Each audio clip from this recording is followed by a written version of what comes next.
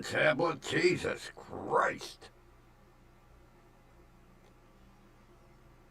Tablet don't want to work. Don't want to cooperate.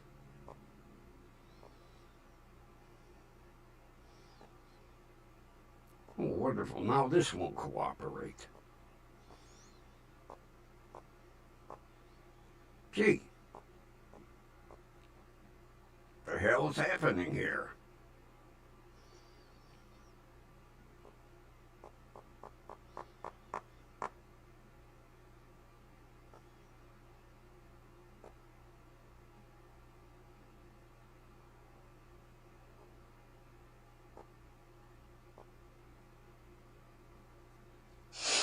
About time, Jesus.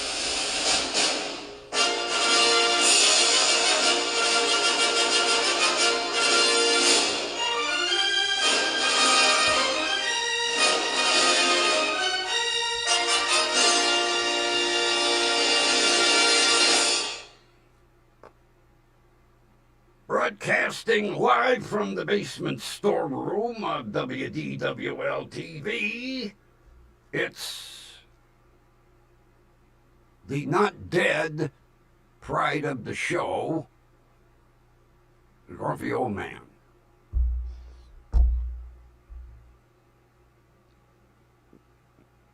So, how's everybody?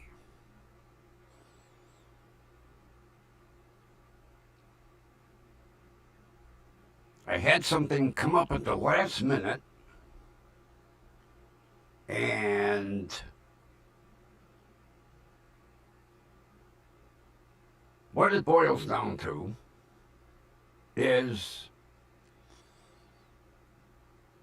the fellow I purchased the Passat from informed me, first of all, that there's a third house. I knew his father owned 2. I didn't know 3. With more vehicles. Now,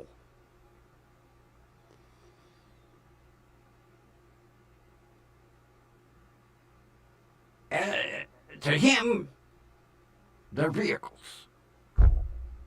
He's lucky he knows a Ford from a Chevy from a Chrysler. Well, he made mention that he had an offer on a Corvette. And when he almost sealed the deal until I told him, I said, oh, no.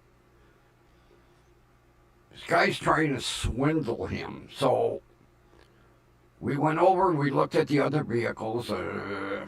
Nothing I'd be interested in. And I told him, first of all, call the guy on the Corvette and say, no fucking way. And I got myself involved in something I shouldn't, but I'm brokering all the sales of the cars for him. Now, here's the weird thing. I never heard of this. He works what his company calls a wraparound shift. Never heard of a wraparound shift. Well, he works 11 a.m. to 7 p.m. It takes him an hour to get from where he lives to here.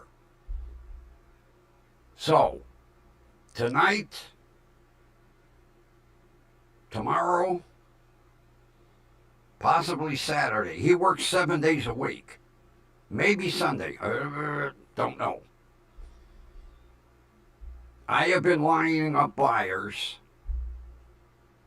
for all these vehicles. So when he gets here, he sends me a text, and then I'm going to discuss what I feel is either a shit price or a worthwhile selling price. But right now, I'm taking bids on the Corvette. I always get myself in the middle of shit, but oh man, when he told me what he was going to let that thing go for, I was like, holy gotcha buck. Are you kidding me? Because we found out that there's really not that much wrong with it. Basically, air up the tires, put a new battery in it, and probably drive it away. So I got myself in the middle of something, but you know, he was very fair. I made him a decent offer on the Passat, and I just can't see somebody getting cheated. It's bad enough he's got all this shit to take care of to run through probate court, and he's got 3 houses full of furniture. I told him, I said, basically, take one house at a time, pick out what you think is worth saving, what's worth scrapping, and there's this outfit called 1-800-GOT-JUNK. And I watched these guys work around the corner the other day. Oh my God, are they efficient? So I told him, I said, you determine, you know, and I talked to 1-800-GOT-JUNK. All he has to do is go in and tag with a Post-it note. He don't even have to write on it. Anything with a Post-it note is a keeper. Anything else, out in the junk truck. So I'm helping him out because he's kind of overwhelmed, and somebody just wanted to cheat the shit out of him over that Corvette. So that's where I will probably be for the next couple of nights. So the show will end around 8, or whenever he gets here, he'll send me a text message. So, yeah, I'll tell you what. I've seen commercials for this 1-800-GOT-JUNK. And of course, in the commercials, you know, guys in nice, clean uniforms. Oh my God. They had, now, the house around the corner is a double. And when the tenants left, you talk about a mess. They had that whole house cleared out in an hour and a half.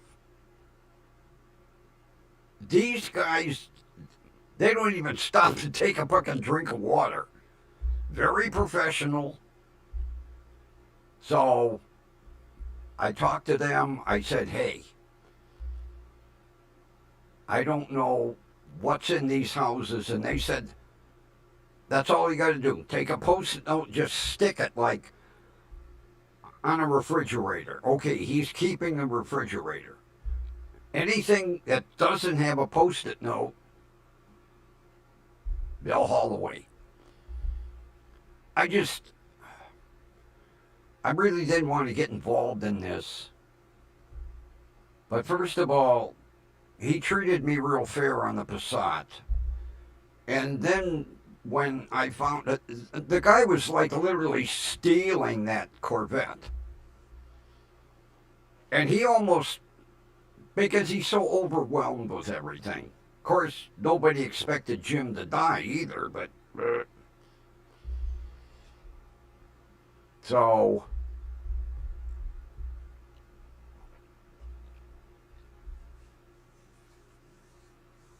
Linda, I appreciate you trying to get a hold of whoever you got a hold of. Although I think Ron thought I was dead.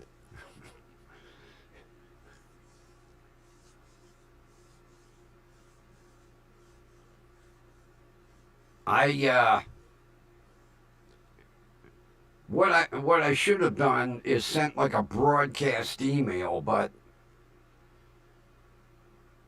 I don't know if Kathy, if you ever sent me your email, maybe you don't want me to have it. Hey, privacy, it's okay. Uh, I went through and I figured, well,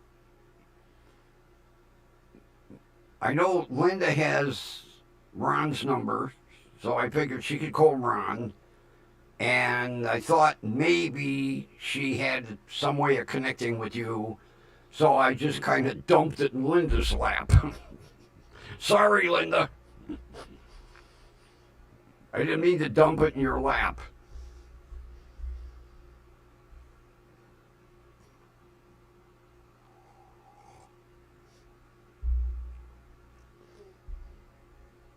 You know, I had never met Jim's son. As a matter of fact, Jim and his son were kind of estranged. And unfortunately, Dad kind of dumped it in his lap because he made him executor, administrator of the. Luckily, Jim had a will, and everything gets left to his son. And his son is like, oh, God. I'm not getting involved in the houses. No, no, no, no, no, no. I told him I know a couple of really good real estate agents.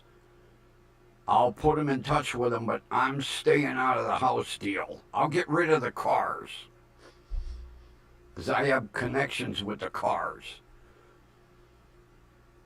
Matter of fact, my neighbor next door might want a couple of them. He might even want the Corvette.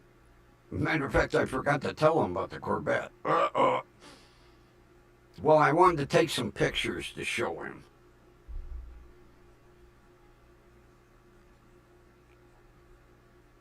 Oh, Kathy, oh, thank God he didn't take a deposit. Oh, man.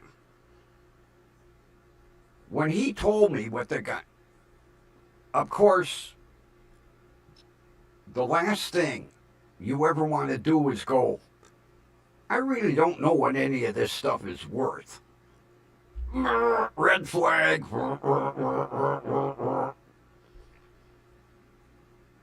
And the guy said, well, it's got 4 flat tires and it hasn't run in a couple of years, and I'll give you this.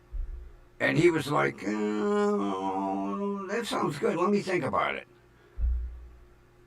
Then he said to me, he goes, I think I got the Corvette sold. I said, how much? And then when he told me, I was like, put the brakes on.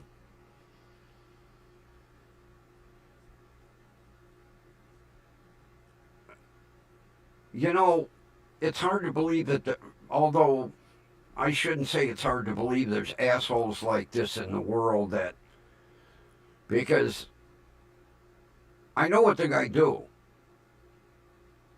He would get it running, give it a power wash, and flip it right away and make big money on it.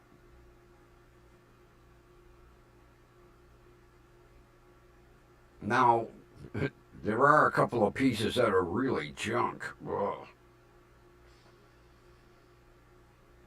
But I told them, I said,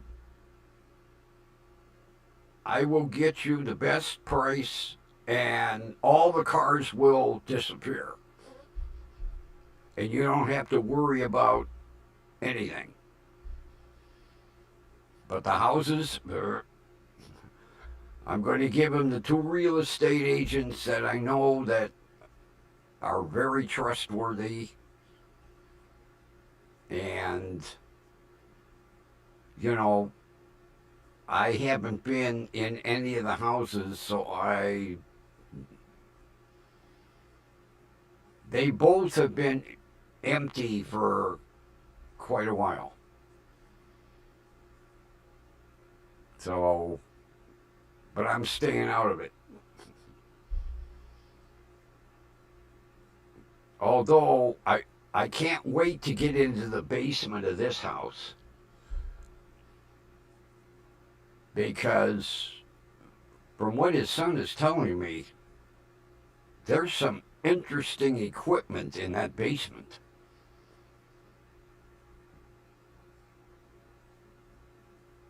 So, yeah, last night,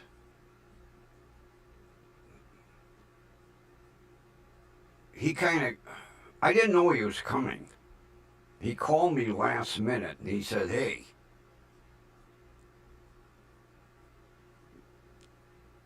I need your opinion on the Corvette. You know, when he told me what the guy offered him, I was like, oh, you talk about a snake oil salesman. Oh. I said, no, just call the guy back and tell him, nope. Matter of fact, I told him, call the guy back and he can give me a sealed bid. That's what I'm doing. Sealed bids on the Corvette. And highest bidder, you buy it. But not for what this guy offered. Oh.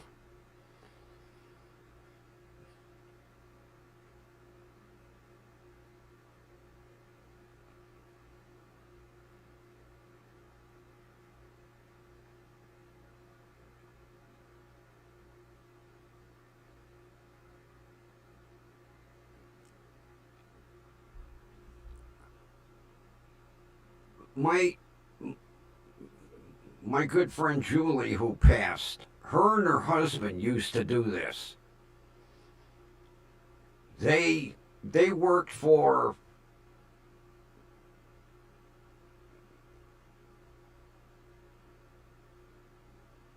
two or three mortgage companies, and they did cleanouts, basically like after foreclosures. And a lot of people, they'll just put on a jacket and walk away from a place. And some of the stuff, oh my God, talk about gold and jewelry and basically whatever they cleaned out of a house was theirs. And it was unbelievable what people left behind.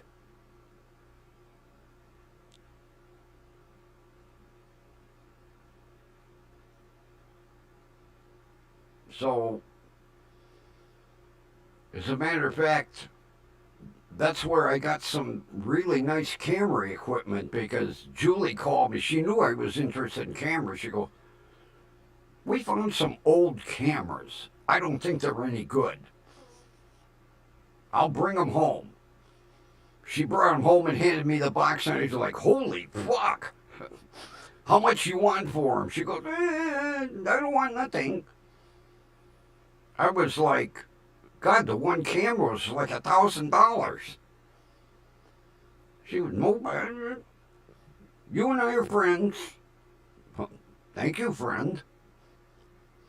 But then you find a lot of shit in houses too, because people will just trash a place. I know what kind of assholes tenants can be, because I managed an apartment building for a while. I was like, oh, I'll never do this shit again.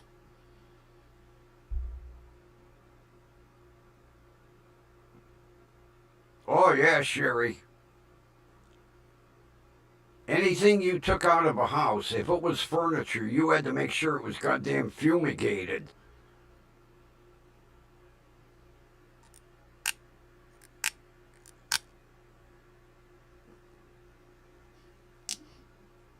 Matter of fact, the one house that Julie and her husband cleaned out,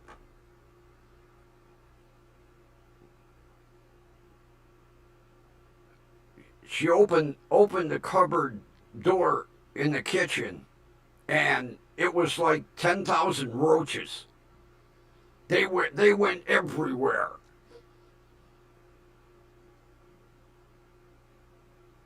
I said to Julie, I said, don't bring any of that shit home.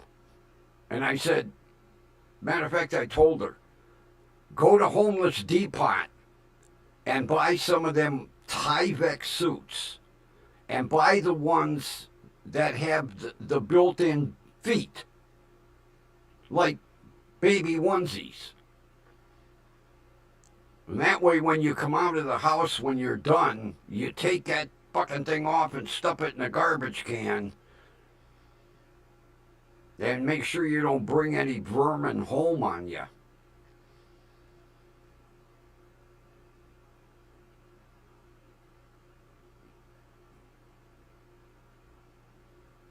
Oh, it was, some of the houses were utterly disgusting. Because people knew they were getting foreclosed on, and they would just trash a place.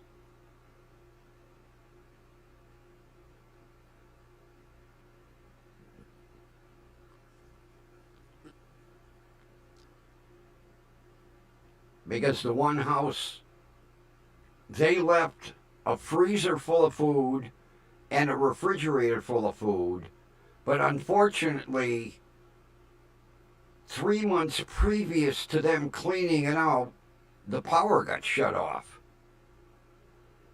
And Julie said when her and George opened the side door, they thought there was a body in the house. It smelled that bad.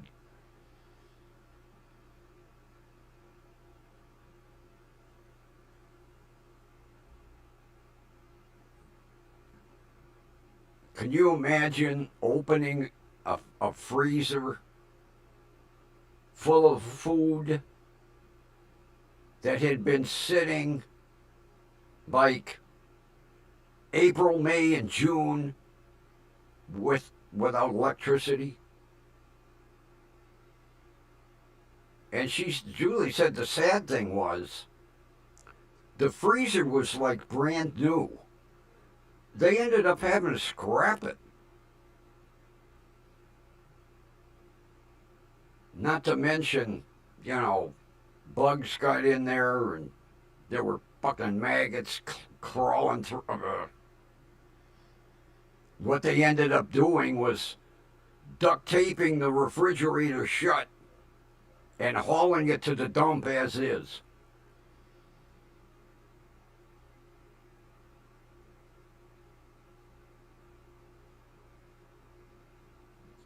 You know, when you get evicted or your house goes into foreclosure, it's your fault. Now, maybe people lose jobs, but you can find a job anywhere. And if you're really going to try to save a house, a lot of times, rather than going through foreclosure, a lot of the banks, they'll work with you. But some people are just like, get bucket, I'm out. And I think tenants are worse. When you issue an eviction notice to a tenant, then they pay you back. And not in a nice way. I had one. She took and poured rice down all the drains, bathtub, bathroom sink, kitchen sink, and then poured boiling water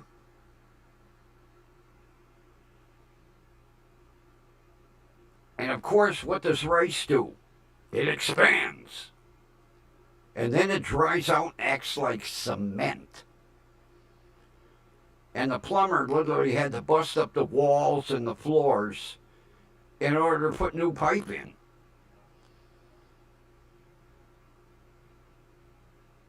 And they leave garbage and just. Matter of fact, I think that goddamn bitch hauled garbage in.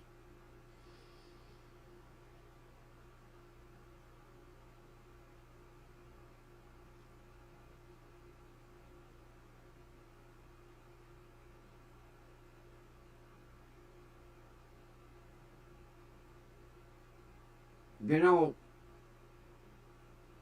I would say at least 70% of banks and mortgage companies would rather work a payment plan than foreclose on a house.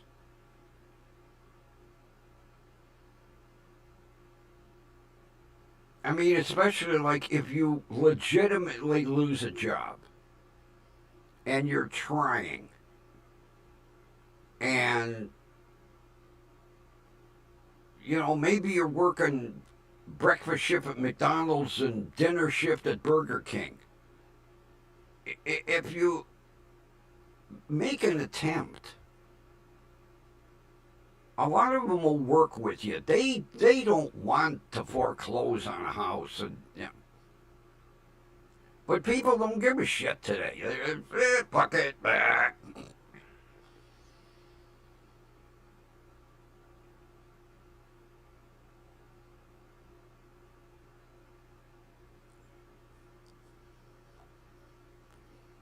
Didn't I like this?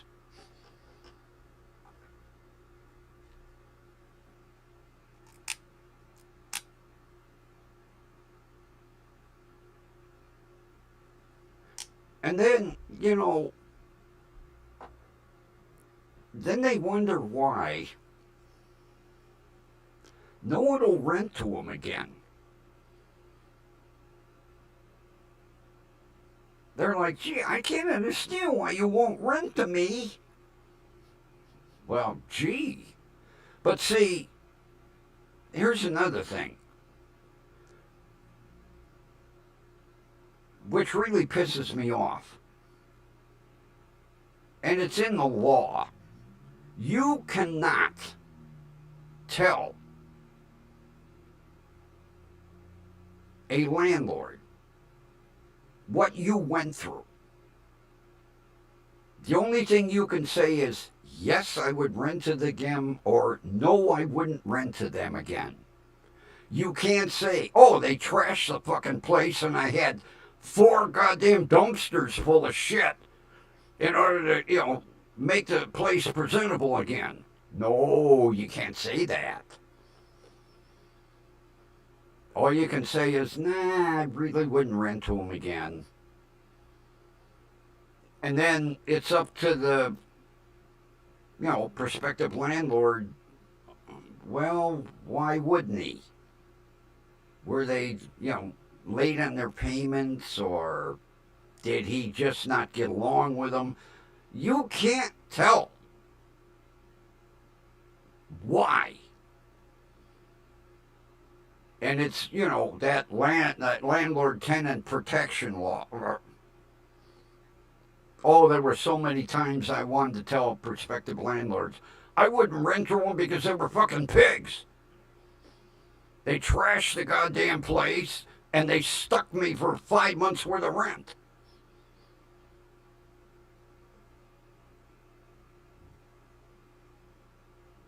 Because if you do that, you can get sued. Because your tenant can turn around and sue you for defamation. And the law's on their side.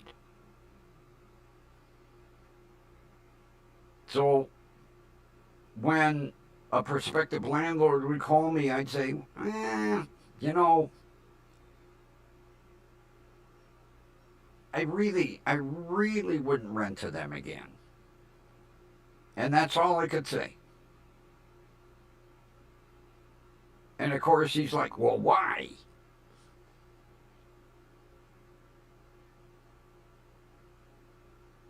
Sorry, can't tell you no more. That's all I'm allowed to say.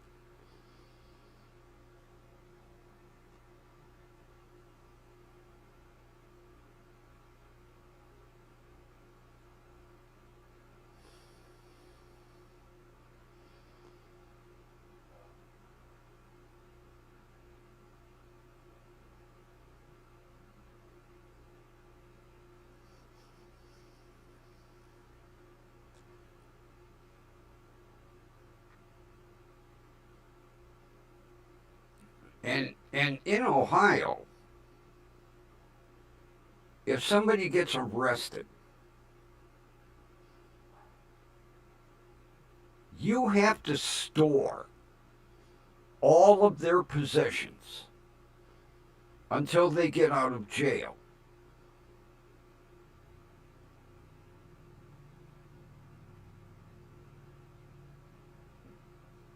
Which is bullshit.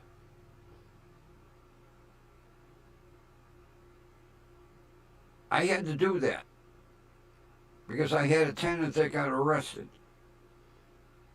And they were behind in the rent to begin with. And I called the city housing department. They said, oh, you can't throw any of that stuff away.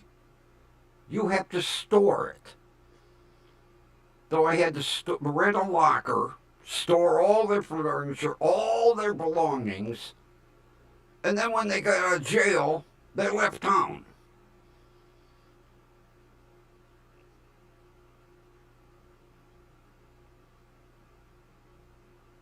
So I got stiffed for 3 months worth of rent and 4 months worth of storage charges.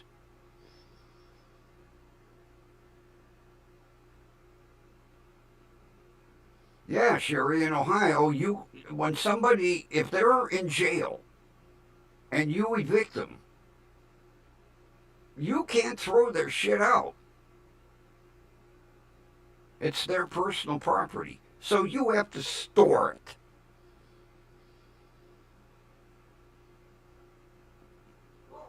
Some of the landlord tenant laws are really fucked up in this state.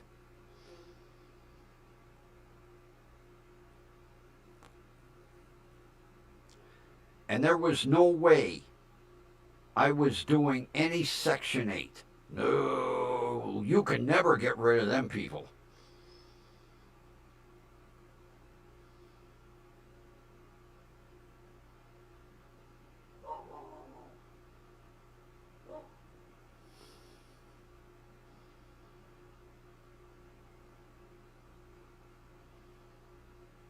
Holy shit. 6 months? God damn. I thought it was bad in Ohio. Holy shit.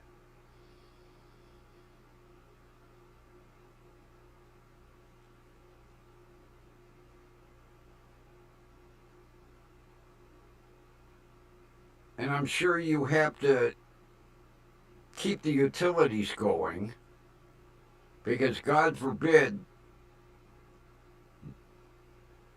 their refrigerator full of beer might go bad.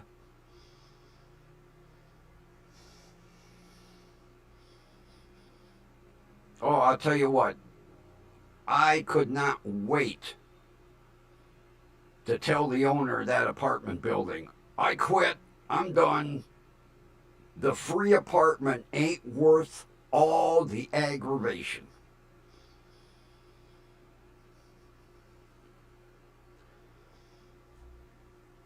Then he offered to pay me. I'll give you a free apartment and I'll pay you. No.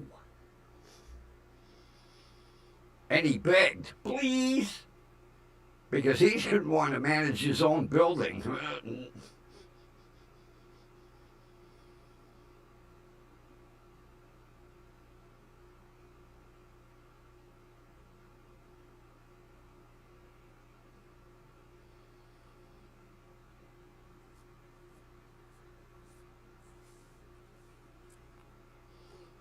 Well, sounds like you got problems, Ron.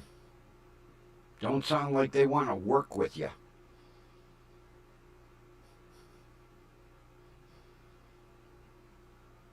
And you could almost guarantee they've got a waiting list for people.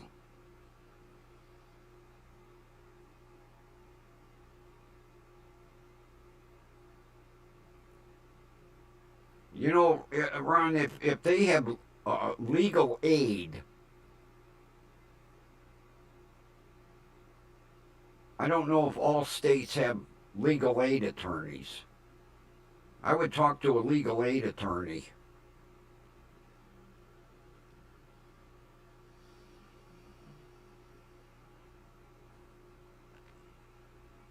Oh, I wish 7 days. Ah, jeez.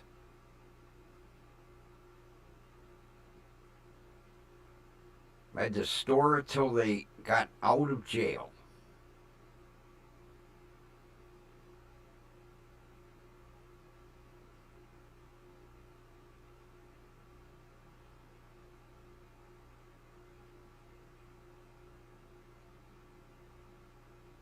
I think they have legal aid society in every state. You would qualify, Ron, because you're low income.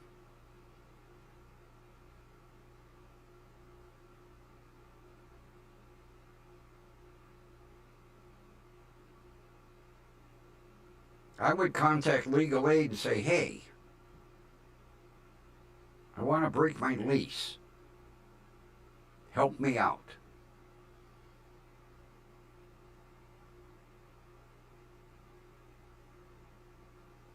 Well, then, Ron, call yourself.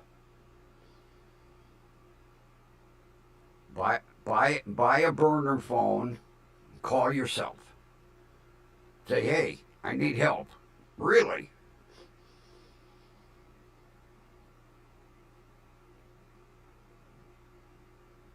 Yeah, but if he's no longer practicing, he would still have to get a hold of legal aid. I mean, if anybody knows the ins and outs,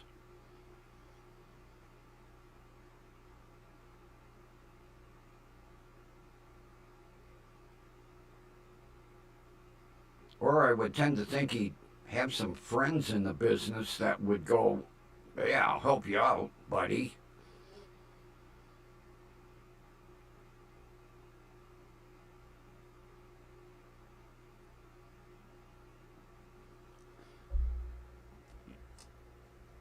Yeah, I do that.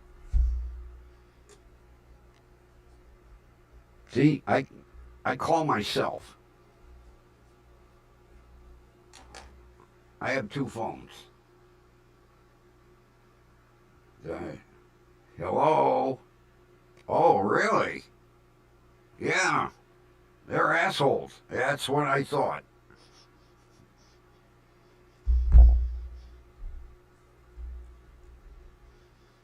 That was my freebie phone from an ex-Obama phone.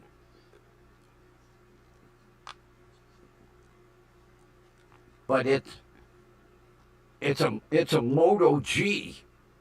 Usually Obama. Oh, you ought to see some of the Obama phones that I got. I never even heard of them. Cheapest goddamn shit on the. One of these days I'll have to dig them out. I still have them.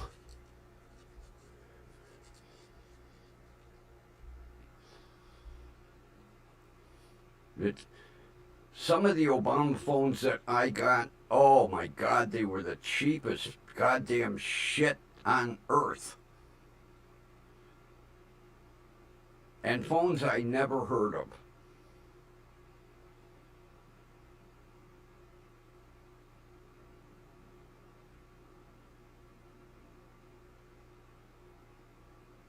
But see, the only phone that was unlocked was that Moto G. The other ones are locked and they refuse to unlock them. So you just throw them away.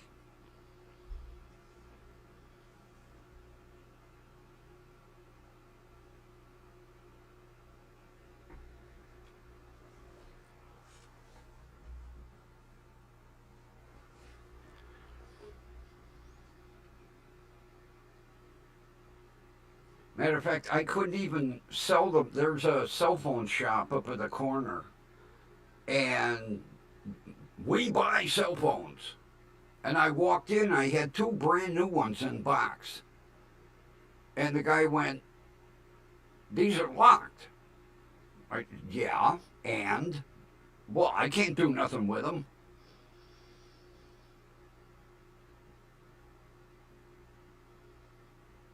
But that Moto G, which I almost had heart failure when I saw a Motorola phone, an Obama Motorola phone.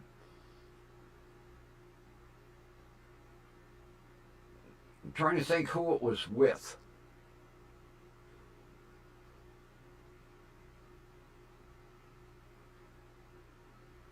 No, I can't even think. There's so many of the providers out there, Obama phone providers, and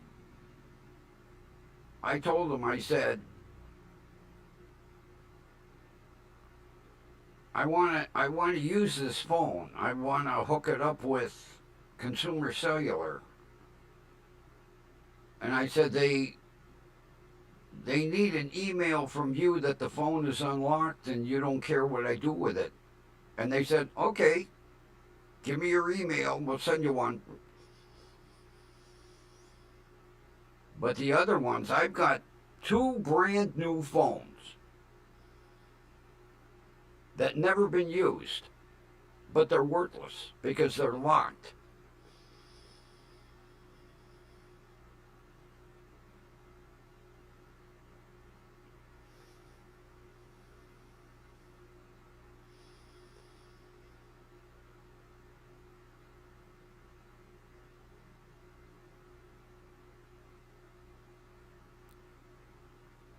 You know what, Linda? My son is probably on his sixth Obama phone provider.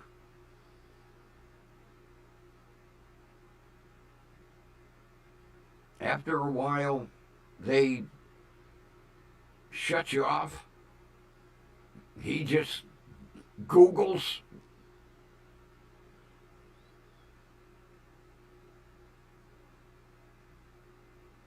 Matter of fact, a couple of them sent SIM cards, and he was able to use his iPhone for the longest time.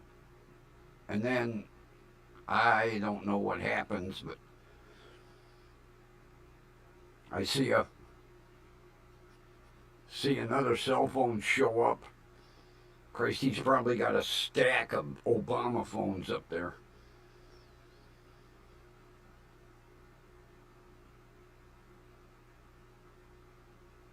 There was an outfit that was advertising where you could get a phone and an iPad. And I can't remember who they were. And free. I don't know if he's got an iPad, but they were advertising, well, not only just on YouTube, they were advertising on local TV. Call this 800 number, get a free iPhone, free iPad.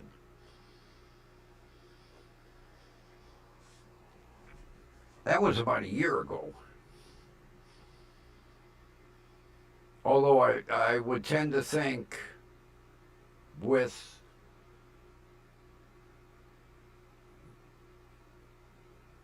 Mr. Concrete Hair and his big, beautiful bill, I tend to think you're going to see a lot of cuts in the Obama phones.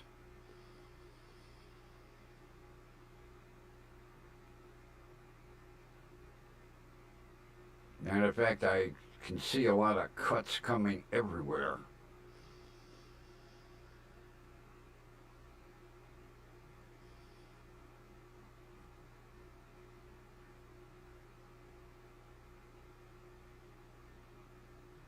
God, I remember right after the bill passed and they instituted the Obama phones, places were, they were everywhere.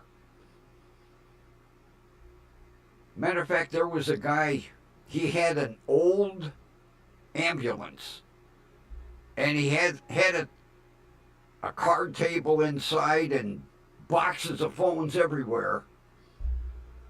And you filled out an application and he handed you, here you go, all activated, ready to go.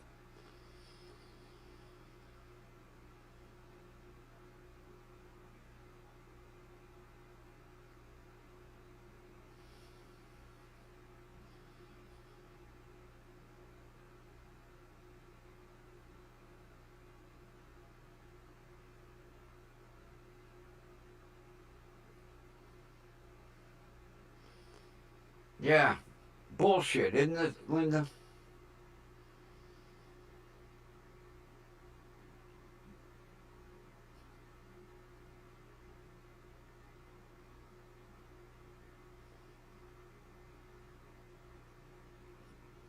I guess it's the old adage, you know, who you know.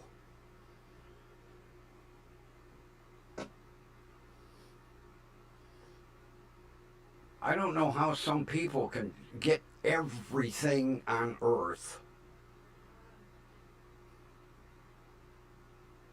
And I'll tell you what, I don't know about you, but when I had my cancer diagnosis, I called every agency, including the American Cancer Society, and I didn't get shit.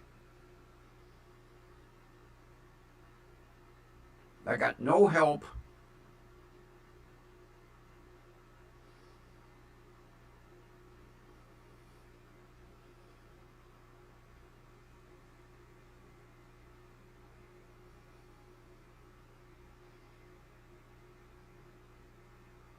Oh, you don't have to tell me, Linda. I used to live down the street from a food bank, and it was disgusting seeing people pull in and Land Rovers and Beamers and Lexus and loading up with free fucking food.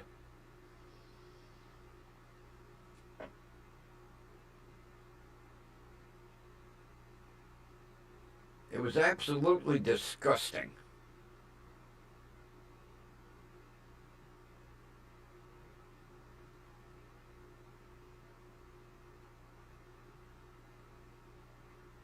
As a matter of fact, they did bust one of them because they found out that they were picking up food at the food bank and then driving it to the east side and putting it on the shelves of their store.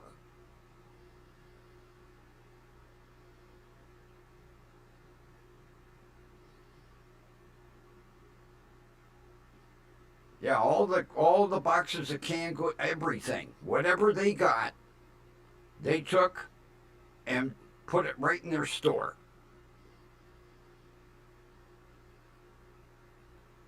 And they got busted.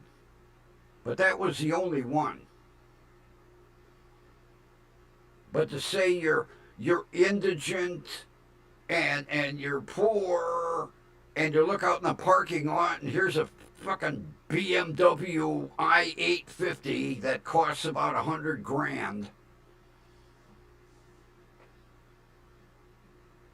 Well, we don't have any money because we're making payments on that.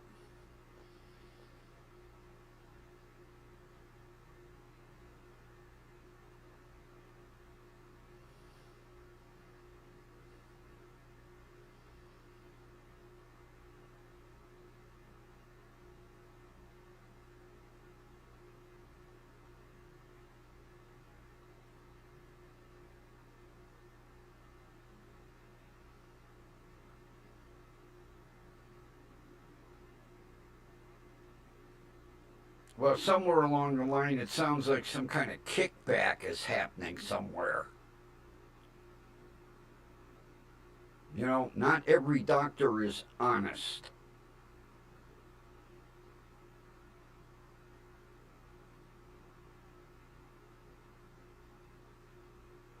This guy was probably 100% welfare, and the doctor knew how to gouge.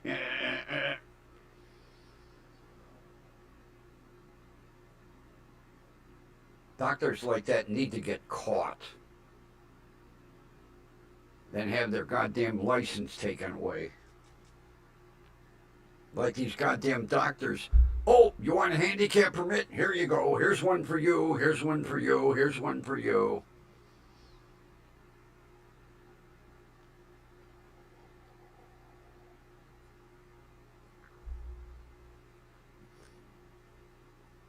Because in Ohio, all the doctor has to do is write a prescription.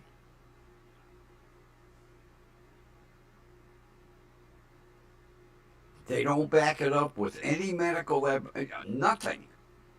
If the doctor writes a prescription that this person needs a handicap permit, take it to the Bureau of Motor Vehicles, and you get here. Here's your handicap permit. Matter of fact, they just sent me the renewal application for mine.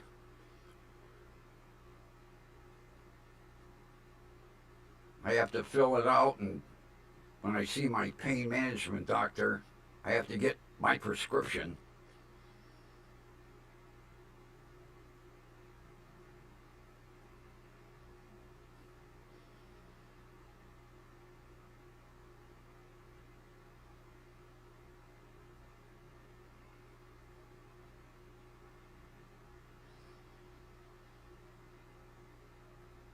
Well, that sounds like a doctor that needs to be investigated.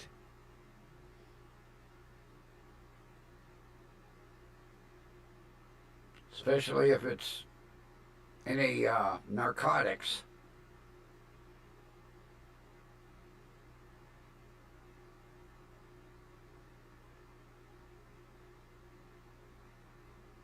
Because they, I know they passed a law in Ohio where doctors can't do that without an office visit.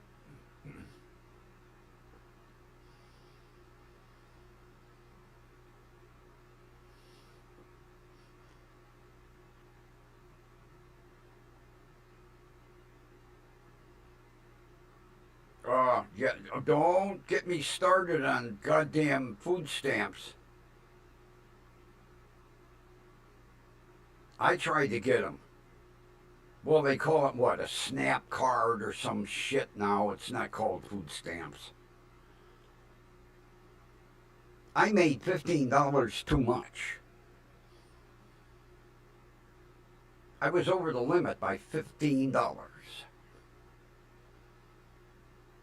And meanwhile, there's, 47 people walking out of the office with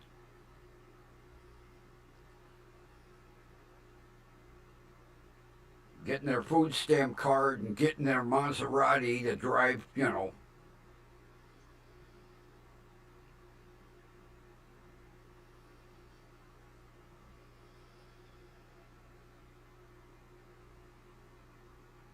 Well, then evidently your state laws don't require an office visit because in Ohio, if it's narcotics, you have to come to the office. You have to be seen by the doctor.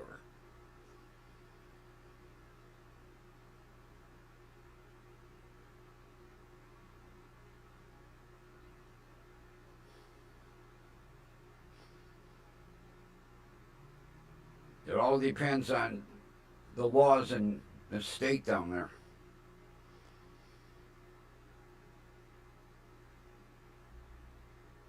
Yeah, I couldn't believe it when the girl went, "Oh, you're over."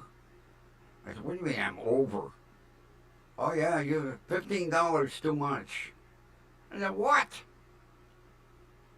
Refigure that form.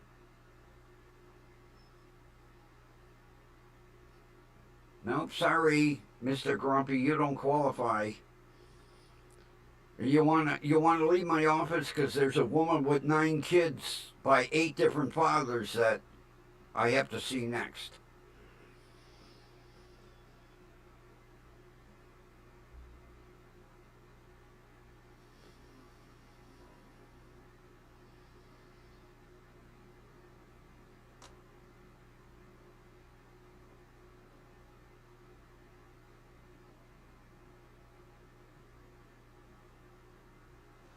I think I would switch doctors. That one sounds like a real sweetheart.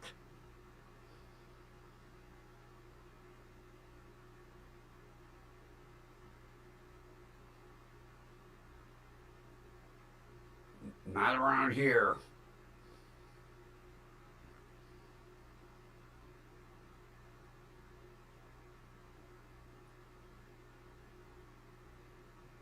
See, evidently there must be some big lobbyists down there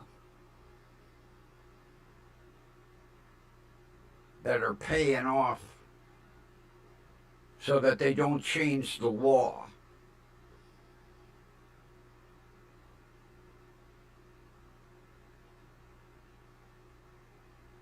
Gee, Kathy, after my last visit, I might not have to look. I might be just given a new one.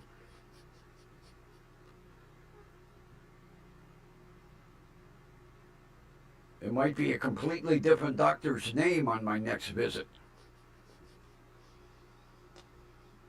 I think I pissed him off. Especially when I got up and went, we're done. Call a prescription in. Which he did. I called the pharmacy today. You want it filled? Nope. Not till 3rd of next month. I didn't even ask what it is.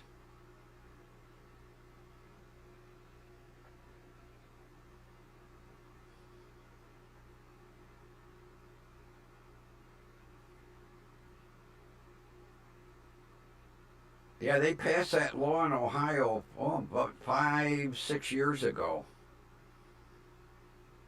where if it's any type of narcotic, the patient must be seen. No calling it in.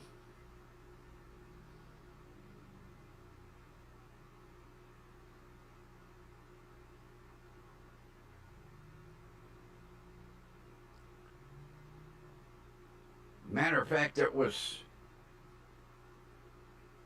wasn't too long after they busted all the pill mills in southern Ohio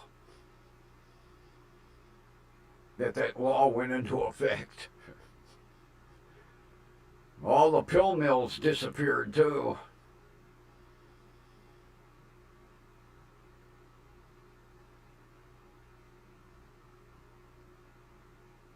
Man, there were some real interesting news stories about pill mills. And they literally followed this guy. He went from one doctor to another doctor to another doctor. He went from like 5 doctors that day. He ended up with like 2,000 fucking pills. And of course he was probably selling them, you know.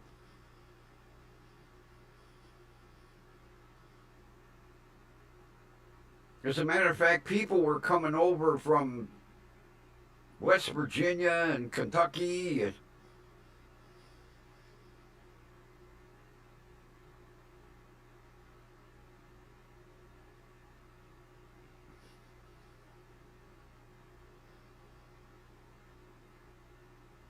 Oh, I get an hour with mine, Ron.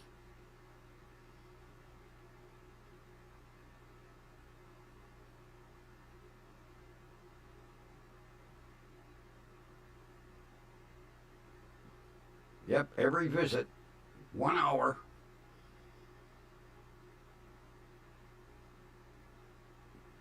Matter of fact, it's interesting. because, like, I get an hour with him, and then my oncologist 20 minutes, my pain managed doctor 12 minutes, my eye doctor 2 hours. I was like, gee.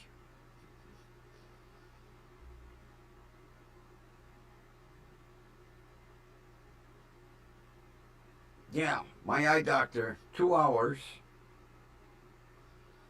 my shrink an hour, my oncologist 20 minutes, my primary care 15 minutes, my pain management doctor 12.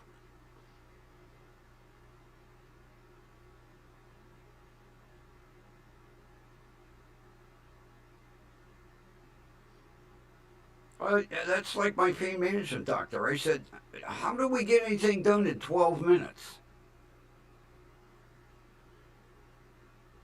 Basically, the nurse comes in, she does everything on the computer, leaves the computer on so he don't even have to sign in. He comes in, does a quick exam. While we're talking, he's filling my prescriptions, making. Then he gets up and, see you next month. Okay.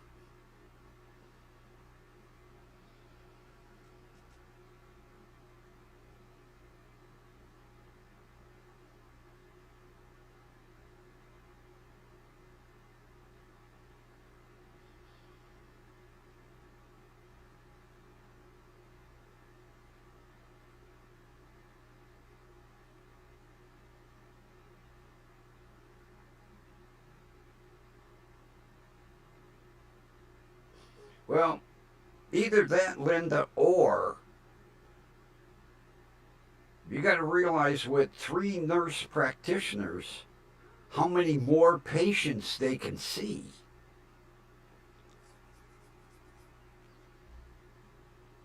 That's why they approve these nurse practitioners.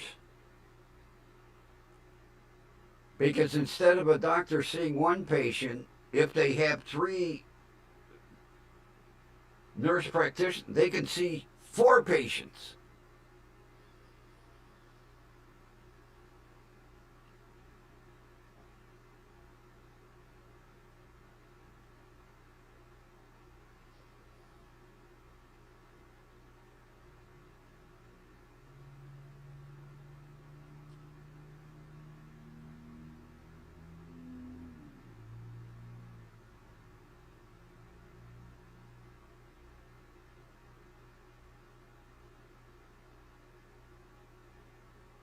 That's like my primary care.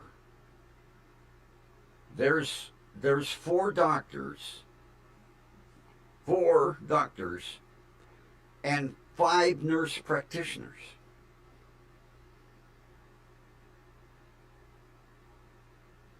So if they've got 9 waiting rooms, they can be seeing 9 patients at the same time. Money, money, money.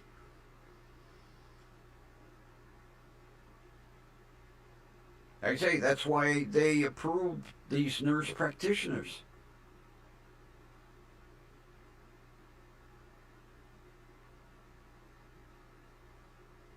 The basic, like the one I know that's in my pain management.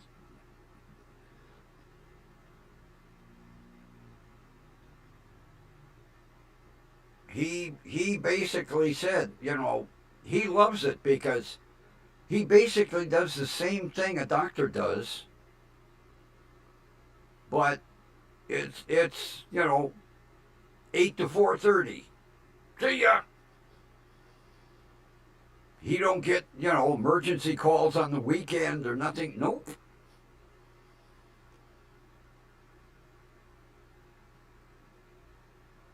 Yeah, he said I'm basically like a doctor without all the bullshit. And he's been a nurse practitioner for, God, like 15 years. He said, comes 4:30, I'm out of here. Meanwhile, the doctor's there till 6 o'clock, you know.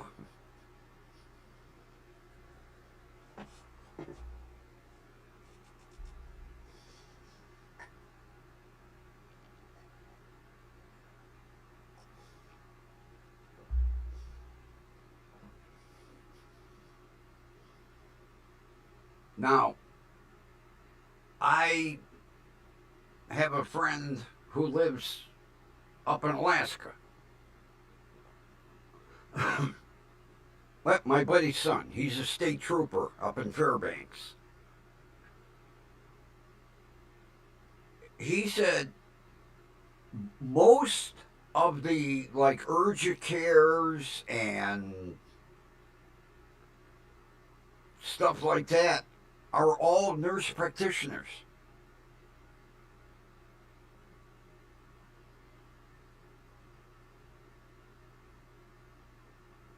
He said you rarely see a doctor.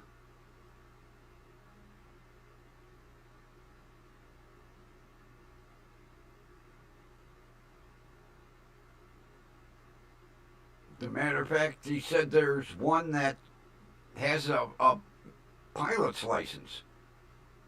He flies to all the frickin' villages all over Alaska and nurse practitioner.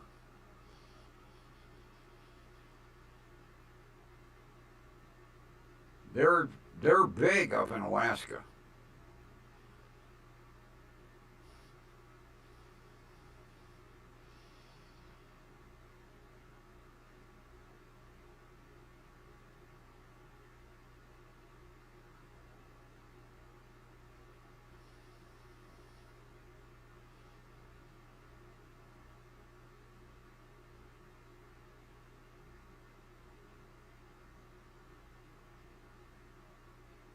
Well, that's good, Linda. It's good they had that understanding.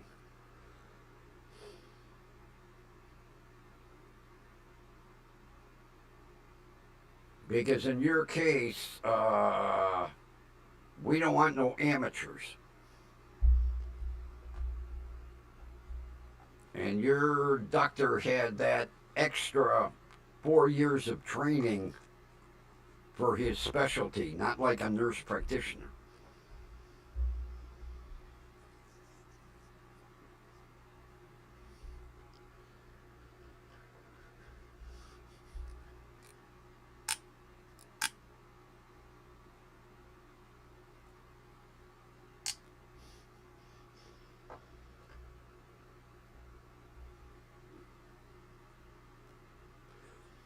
I mean, I don't mind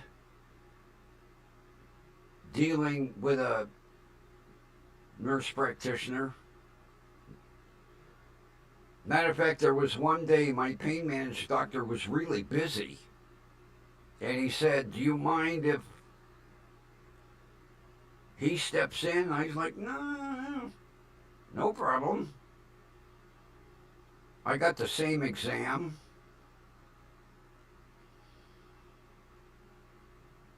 So I wouldn't want one of them doing surgery on me, but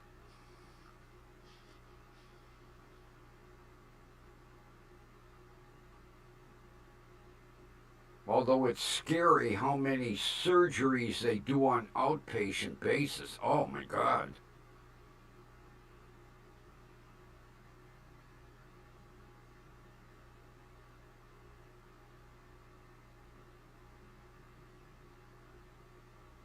The rate they're going, they'll be doing open heart surgery on an outpatient basis.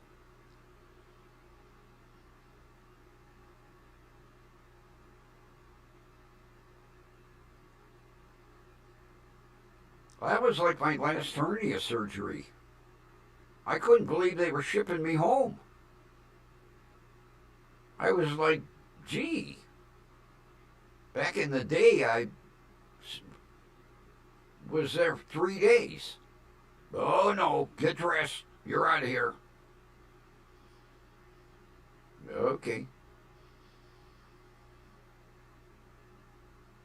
Same thing with my carpal. In and out.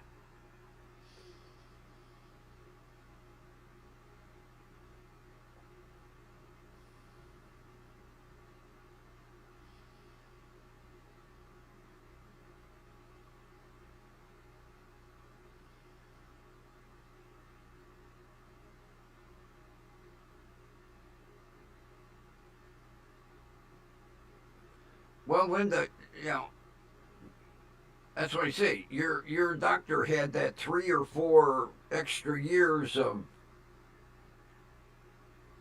medical school and residency and for his specialty. A nurse practitioner, they don't they don't have to worry about that.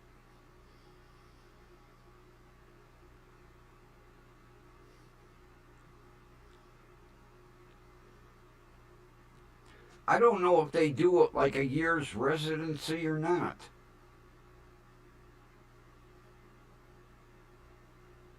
Next month when I see my pain management doctor, I'll have to call Clem in and say, hey, answer me some questions. Clem. I thought he was fucking with me when he said, my name's Clem. First thing I thought of was Red Skelton. Clem Cadiddlehopper. That's what I call him, Clem Cadiddlehopper. He's yet to figure it out. He has no idea who Red Skelton is. Because I'll see him on the way in. I'm like, hey, Clem Cadiddlehopper. He's like, who? Inside joke. One of these days he's going to find out, and I'm going to call him that, and I'm going to, oh, ow. Don't throw things, they hurt.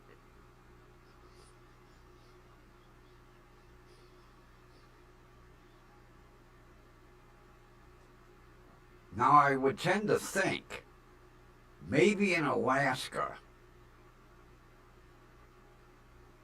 they have a little more medical school. Because my buddy's son said, like if you go to urgent care, there's no doctor, nurse practitioner.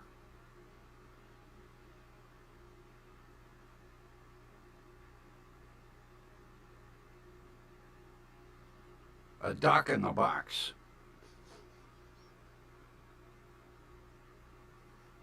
Oh, did you see McDonald's is coming back with the chicken wrap?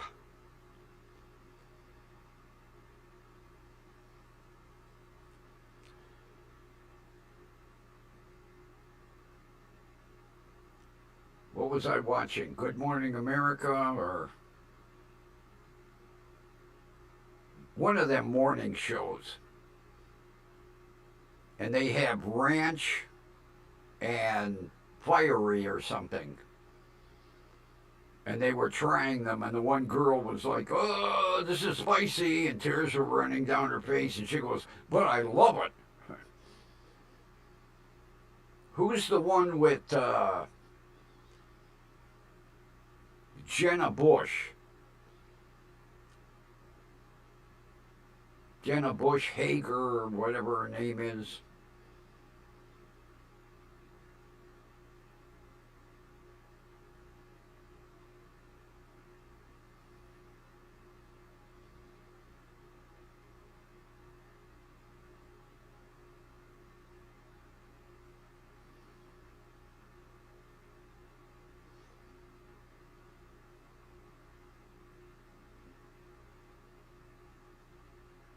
Holy shit, you're fired.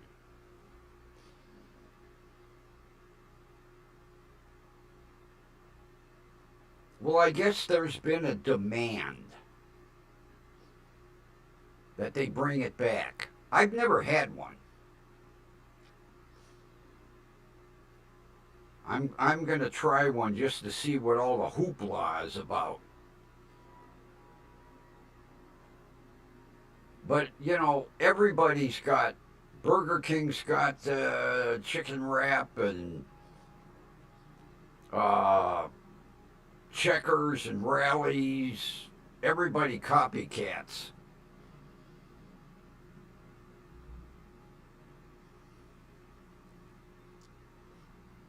But yeah, whatever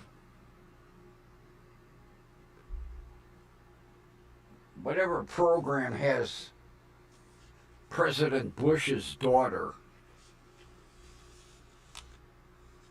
that's the one I was watching this morning.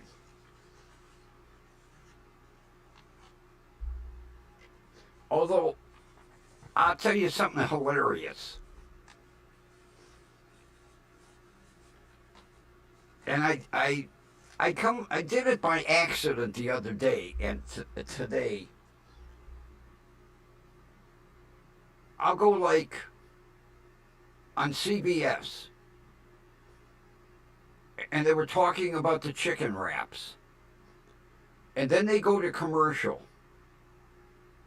So I went to NBC, and they were talking about the chicken wraps, and then they went to commercial, and I went to ABC, and they were talking about the chicken wraps. It seemed like all three of the shows, one right after another.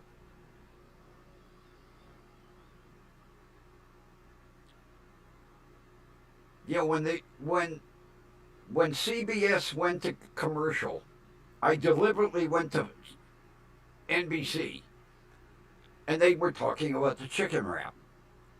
And when they got done talking about the chicken wrap, I went to ABC, and they were talking about the chicken wrap.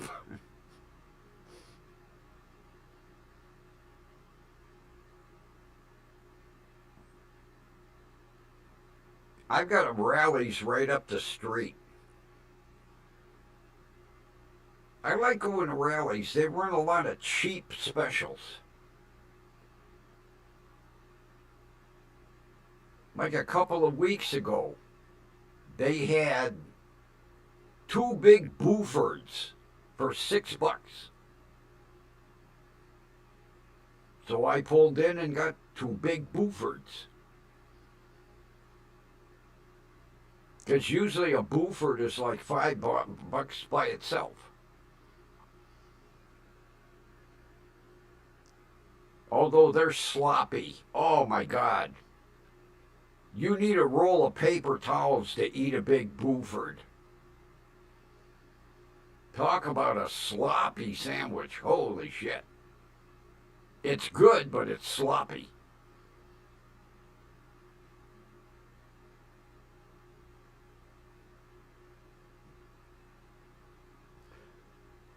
You know, Lynn, it's last week. I can't remember what they were talking about. And when they go to commercial, it's usually like three or four commercials in a row. So I'll flip. And I flipped, and they started talking about what the previous channel had just got done talking about.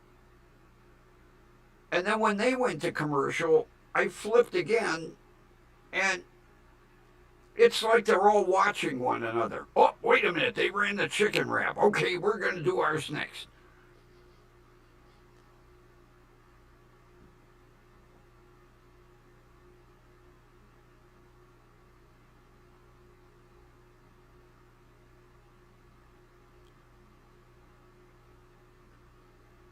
Because then I don't watch them that much in the morning. What's the one where everybody stands outside and they hold up fucking signs, and every now and then the cameraman will walk outside and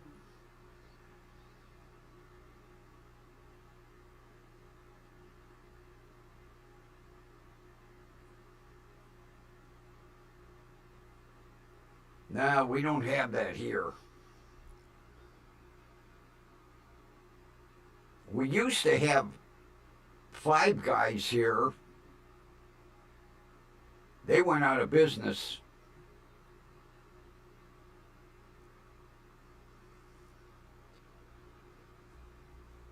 They only lasted here about a year, maybe a year and a half. Although Five Guys was so fucking expensive. Oh my God.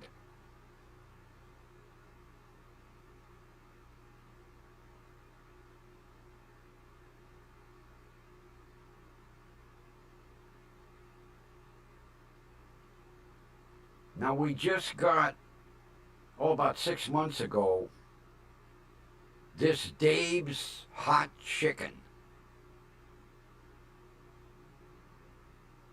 I want to try that.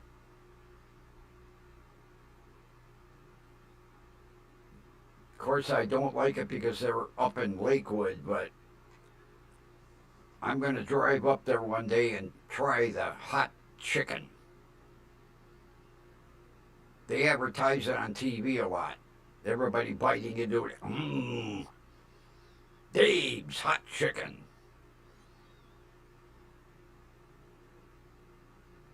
I like hot stuff, so I'll give it a try.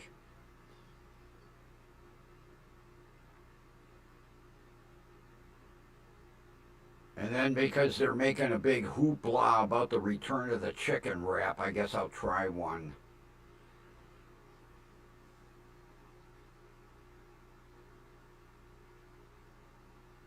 They said it's been gone for 5 years. And they had such a demand, they brought it back.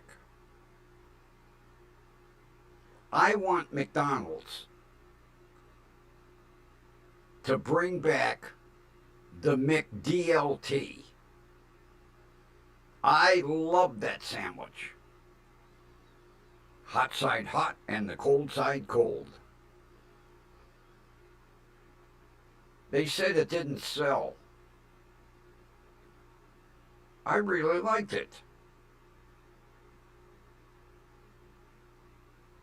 That's all I would get. Give me a couple of McDLTs. Because you had the burger on one side and you had the lettuce and tomato on the other side. And then you assembled your own sandwich.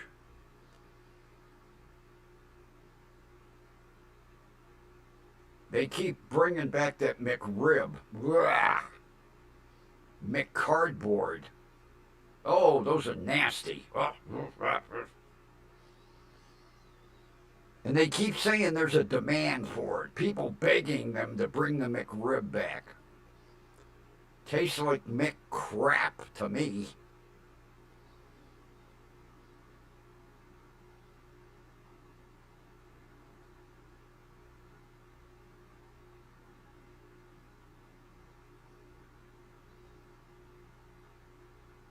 You never heard of the McDLT? God, I'm not that old. Yeah, it was a quarter pounder with lettuce and tomato. And it came in a dual container. The burger was over here and the lettuce and tomato was over here. And the commercial was keeps the hot side hot and the cold side cold. And then you assembled your own sandwich.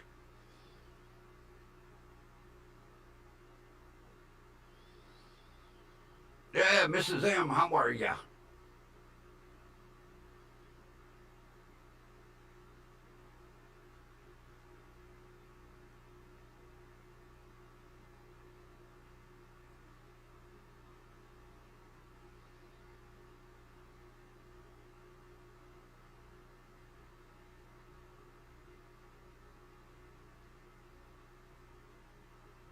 Well, that's what happens when you have the good old boy network.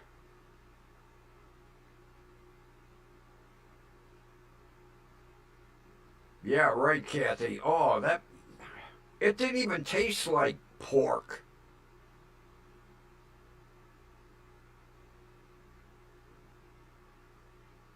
Ribs are supposed to taste like pork. Tasted like dog food.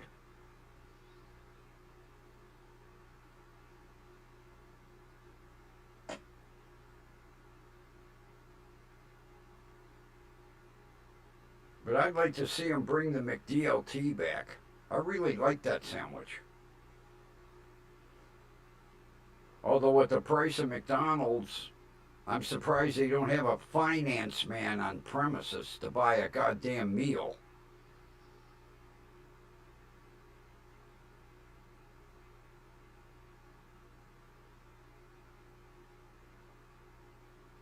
Every now and then I would go in the morning and get a big breakfast till the price started going up.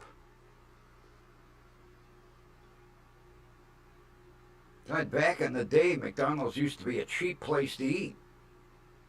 Now you think you were eating at the Ritz-Carlton.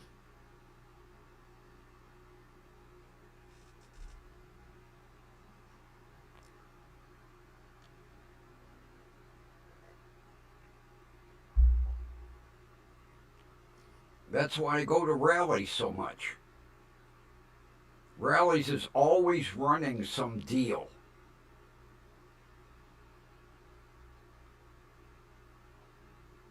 I think today they had, when I drove past the sign, it's two chicken sandwiches for $5.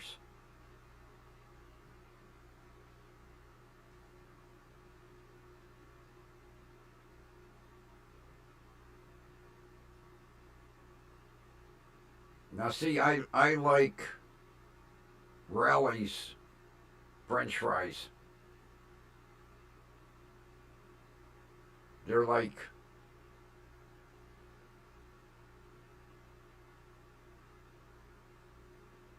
hard to describe, but they're tasty.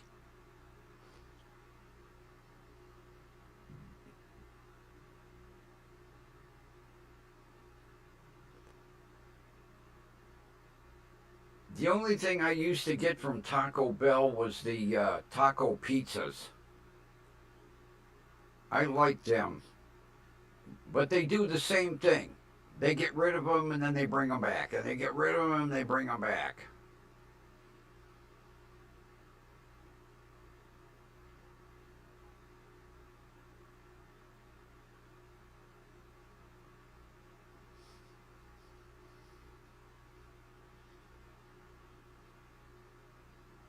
Now, I like Wendy's because they put sea salt on the fries. I like their fries. I think their fries are better than McDonald's.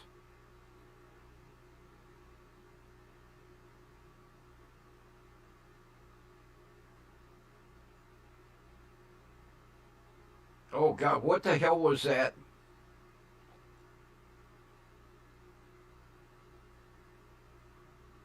Oh, what was that goddamn oil?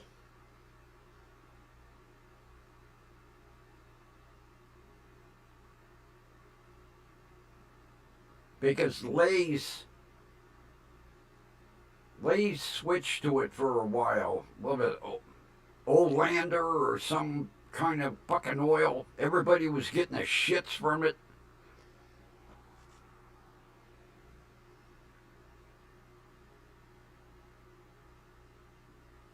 Oh, oh God, Kathy, yeah.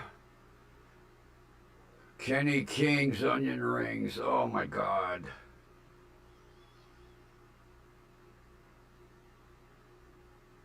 Get a big king and an order onion rings, and you were set to go. Yeah, I knew it was oh something. Oh yeah.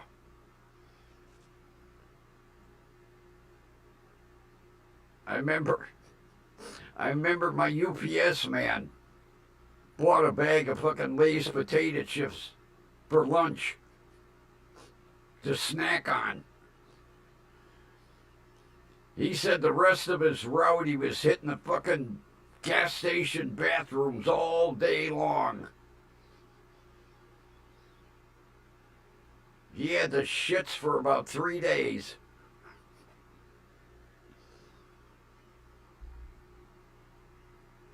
Thank God I didn't buy a bag of chips.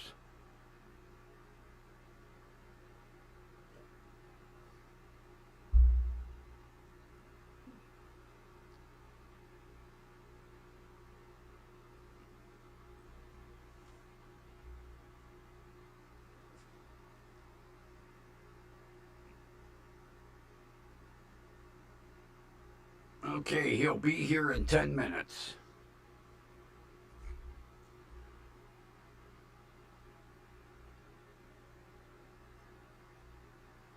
Boy, he's running late tonight. He got out of work at 7. He should have been here half an hour ago. Oh.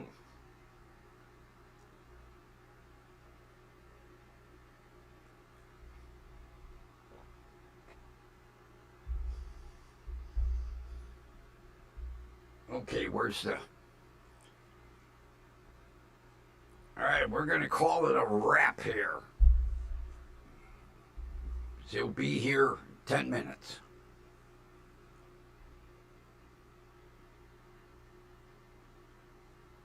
All right, tablet, come on. What the hell's the matter with this thing tonight?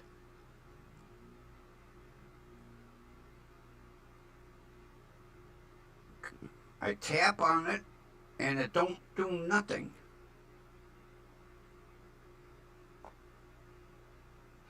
There we go.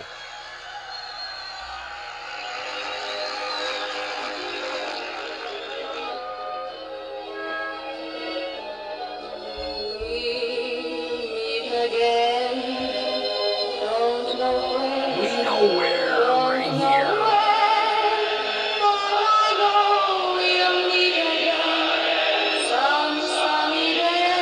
All right, everybody. Thanks for being here. And we will meet again tomorrow night. Oh yeah, Walmart's rotisserie chicken, yum, yum, yum. And with that, everybody have a wonderful rest of your evening. And we'll see you